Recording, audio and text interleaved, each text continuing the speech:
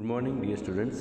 Today we are going to start our second lesson, History and Evolution of Computers. First of all, we learn history of computers. Abacus used to be known as the oldest device for calculations. Abacus जो है वो calculation करने के लिए सबसे पहले invent किया हुआ डिवाइस था, in which 10 bits were strung into the wires attached to a frame. उसके अंदर 10 बीट्स लगे हुए थे जो वायर के ऊपर उसको टांगा हुआ था, उसको अटैच्ड किया हुआ था फ्रेम से. In 1642, Blaise Pascal designed the first basic calculator which could do only limited tasks.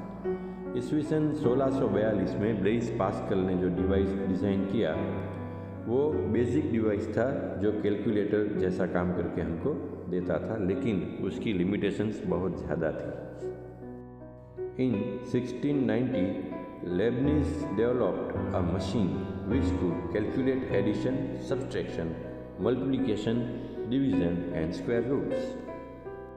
In 1822, Charles Babbage built a model called difference engine, which could perform calculations without human intervention. सन 1882 में Charles Babbage ने एक model design किया, उसका नाम था difference engine, जो मानवीय हस्तक्षेप बगैर वो कैलकुलेशंस करके देता था, यानी कि उसमें उसको हम लोगों की कोई ज़रूरत नहीं रहती थी और वो अपना काम करके देता था. After that in 1833 Babbage design a machine called analytical engine. उसके बाद ईस्वी सन 1833 में चार्ल्स बेबेज ने एनालिटिकल इंजन का डिज़ाइन किया, which had an arithmetic unit to perform calculations and mechanism to store result and instructions. उसके अंदर कैलकुलेशंस करने के लिए व्यवस्था थी और जो रिज़ल्ट आता है उसको स्टोर करने की भी व्यवस्था उसके अंदर की गई थी. Technology of analytical engine provided base to the technology of modern computers. Because of such contributions, Babbage is known as the father of the modern day computers. In 1946, J. Presper Eckert and John W. Macaulay invented very huge-sized ENIAC machine at the University of Pennsylvania. Large number of vacuum tubes were used for the very first time. ENIAC means electrical, numerical integrator and calculator. ENIAC का पूरा नाम क्या था? Electrical, numerical, integrator and calculator. अभी आप जो photo देख रहे हैं वो ENIAC का है. As the machine was very huge, it required a big space and had punched card input and output. आप फोटो में भी देख सकते हैं कि ये बहुत ही बड़ा मशीन था. उसके हिसाब से उसको एक बड़े से रूम में रखा जाता था और इनपुट आउटपुट करने के लिए उसके पास पंच्ड कार्ड फैसिलिटी थी, जिससे वो इनपुट और आउटपुट कर सकता था. Now we understand generation of computers based on hardware.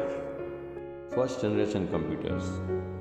The first generation of computer started with ENIAC in 1951. पहले जनरेशन के कंप्यूटर यानी कि पहली पीढ़ी के कंप्यूटर 1951 में ENIAC के स्वरूप में इन्वेंट किया गया उसको. Macaulay and Eckert built IBM UNIVAC 1. Macaulay और Eckert ने UNIVAC 1 नाम का कंप्यूटर इन्वेंट किया, जिसका पूरा नाम है universal automatic computer. As the first generation computers used vacuum tubes, they were very large, required a lot of energy and were slow in input and output. First generation के computer में vacuum tube का use किया गया था, उसके कारण वो vacuum tube जो पहले होती थी वो बहुत साइज़ में बड़ी बड़ी होती थी, इसीलिए उसका कद बहुत ही बड़ा हो जाता था, कंप्यूटर का कद बहुत ही बड़ा हो जाता था और उसको रखने के लिए बहुत बड़ा रूम ऑक्यूपाई हो जाता था। और वैक्यूम ट्यूब्स के कारण एनर्जी भी बहुत कंज्यूम होती थी और इनपुट और आउटपुट में वो बहुत ही स्लो वर्क कर सकता था। अभी आपकी स्क्रीन पर जो आप पिक्चर देख रहे हैं वो वैक्यूम ट्यूब का है, इसलिए ही मैंने ये पिक्चर लगा के रखा है स्क्रीन पर, ताकि आपको पता चल सके कि वैक्यूम ट्यूब पहले कैसी आती थी। मैं जब छोटा था तब हमारे घर में भी रेडियो था जो एकदम साइज़ में थोड़ा बड़ा था, और वो रेडियो जब हम स्विच ऑन करते थे तो वो धीरे धीरे उसमें लाइट होती थी। शायद आपके घर में भी ऐसा रेडियो होगा। तो जो वो स्लोली करके लाइट जो उसके अंदर आती थी फिर एकदम डार्क ब्राइट हो जाती थी, यानी वो एकदम जल जाती थी लाइट। तो वो जो चीज़ थी वो वैक्यूम ट्यूब थी। तो वैक्यूम ट्यूब के कारण ही रेडियो स्विच ऑन स्लोली होता था। तो ऐसे ही कंप्यूटर भी स्लोली स्विच ऑन होकर स्टार्ट भी स्लोली होते थे, इसलिए उसका इनपुट और आउटपुट भी स्लो था। तो जो आप पिक्चर देख रहे हैं वो वैक्यूम ट्यूब की है, और हो सकता है कि आपने भी आपके घर में ऐसा एक रेडियो, पुराना रेडियो देखा होगा जिसमें ऐसी वैक्यूम ट्यूब लगी हुई होती है। So now we discuss about second generation computers. Transistors were used to overcome the difficulties of vacuum tubes in second generation computers. First generation के कंप्यूटर में वैक्यूम ट्यूब थी, उसमें बहुत सारी मर्यादाएं थी जो मैंने आपको बताया कि वैक्यूम ट्यूब साइज़ में बड़ी होने के कारण कंप्यूटर का कद भी बड़ा हो जाता था, एनर्जी भी बहुत ही कंज्यूम होती थी और इनपुट आउटपुट में वो स्लो था। तो वो मर्यादा लिमिटेशंस को कम करने के लिए ट्रांजिस्टर का इन्वेंशन हुआ और उसका यूज़ भी कंप्यूटर में होने लगा। Due to the use of transistors the problem of heat was minimized and computer size was also reduced. First generation के कंप्यूटर में वैक्यूम ट्यूब लगाई गई थी, उसके कारण वो बहुत ही हीट होती थी, पूरा रूम हीट हो जाता था। लेकिन ट्रांजिस्टर का इन्वेंशन होने के बाद कंप्यूटर में उसका यूज़ होने लगा, उसके कारण कंप्यूटर के कारण जो हीट पैदा होती थी वो भी कम हो गई। Even the computerization become faster and storage capacity was also improved. The second generation computers could work the higher level languages such as ALGOL and Fortran instead of working with machine language.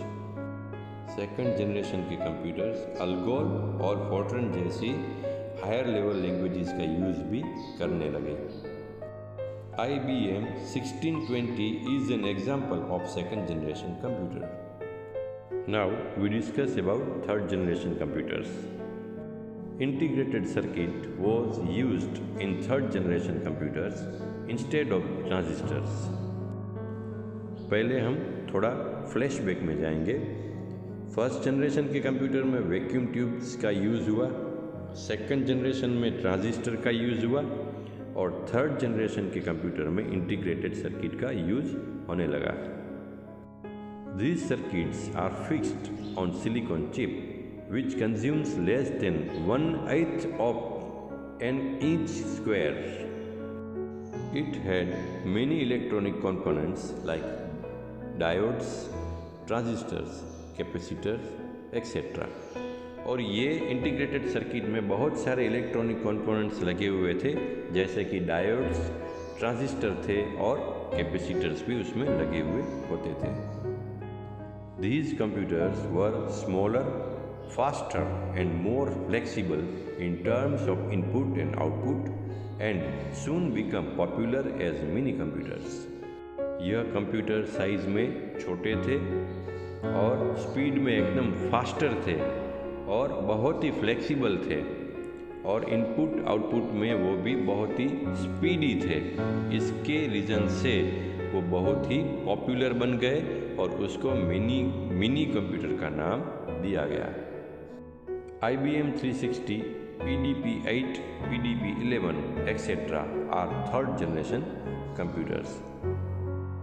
So friends, this is all for today. आज के online class में हम इतना ही रखते हैं। Next online class में हम fourth generation computer से स्टार्ट करेंगे। तब तक के लिए good bye and have a nice day.